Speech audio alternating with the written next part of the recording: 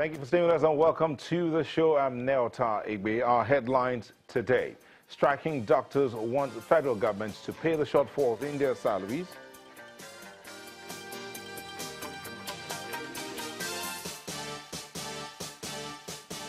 Federal government begins its meeting with the Academic Staff Union of Universities.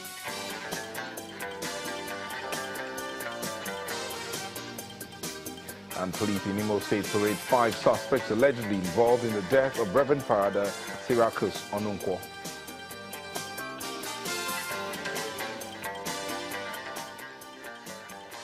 And as to the details, the striking resident doctors want the federal government to pay the shortfalls in their salaries and allowances first before they will consider suspending their industrial action. The resolution came up at a meeting between the National Association of Resident Doctors, NARD, and the representatives of the federal government, which ended in the early hours of today. This meeting was called by the parties after the doctors declared their industrial action by September the 4th. The major sticking point is the government's failure to pay salary shortfalls of 2016 and January to May 2017.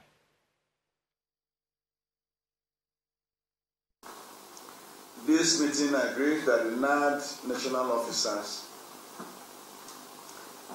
are to present the outcome of this renegotiated memorandum of terms of settlement to an emergency meeting of its members by Friday, September 8, 2017, with a view to suspending the strike once there is evidence of payment of the mandate earlier presented to this meeting to the affected institutions.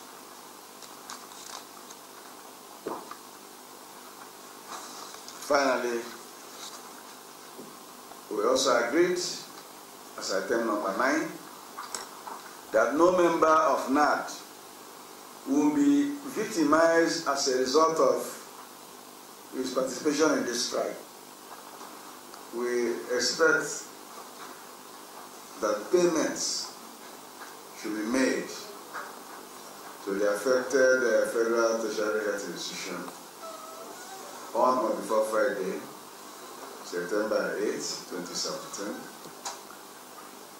We also agreed that the second batch, which is List B, mandate to be treated as soon as their AIE is sent to Office of the Accountant General of the Federation, since NAD claimed that PICA had already verified those shortfalls.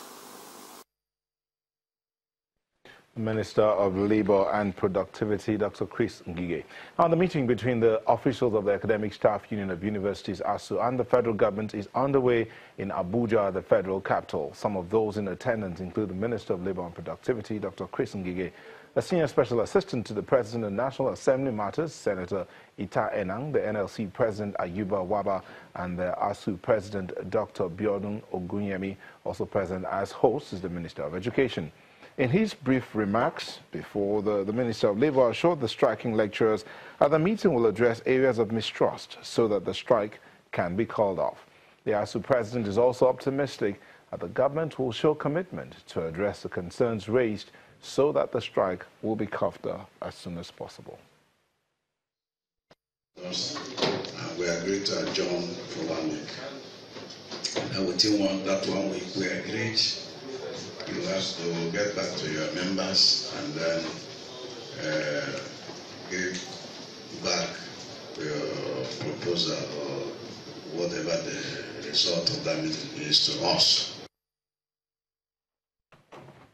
Again, the Minister of Labour and Productivity there talking about that. But it looks like the storm is brewing in Nigeria's education sector with the indefinite strike action declared by the Non-Academic Staff Union of Universities.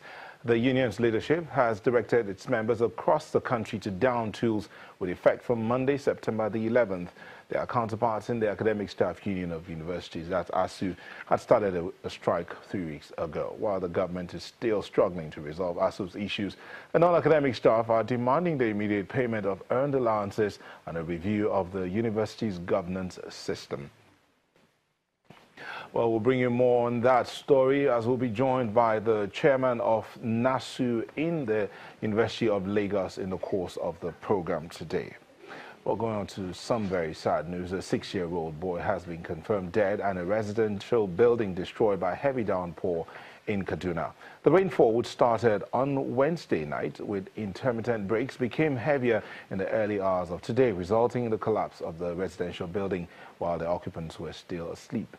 The rain lasted for over 15 hours and was set to have weakened the foundation of the house built with mud, thereby leading to the collapse. According to eyewitnesses, the 6-year-old boy was killed while he was asleep along with his mother and other siblings when the building came down. On top of them, the mother and her little baby were injured during the incident and have been taken to the hospital for treatment.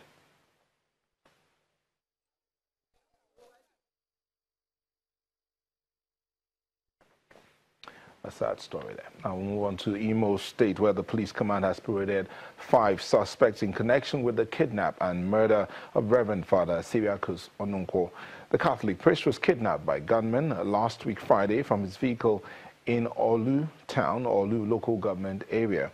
His body, according to the Commissioner of Police in Imo State, Chris Ezike, was discovered the following day in a bush in Omuma village, Oru East local government area.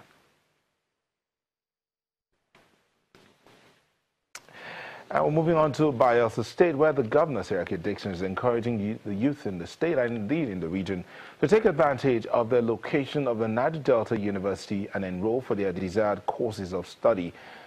Mr. Dixon gave the advice after he received a report from the acting vice-chancellor about the accreditation of courses in the institution by the National Universities Commission. It's the 78th weekly meeting of the Bayelsa State Executive Council, which is usually a closed-door affair. Major issues affecting the state's socio-economic development are being discussed here, and one of the non-negotiable sectors is education. Since the inception of his administration, Governor Seriake Dixon has been pursuing excellence in the state's education sector, covering primary, secondary, and tertiary education. That's why he's happy to receive the report of the accreditation of courses for the Niger Delta University, an institution he believes will soon be the best in the country. Let me use this opportunity to call on all young Bayelsans and others seeking admission into universities.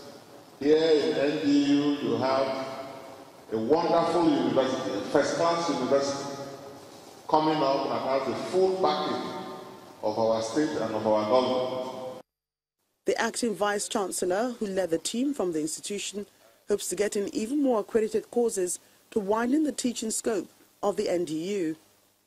It's a new university, but it's performing very well.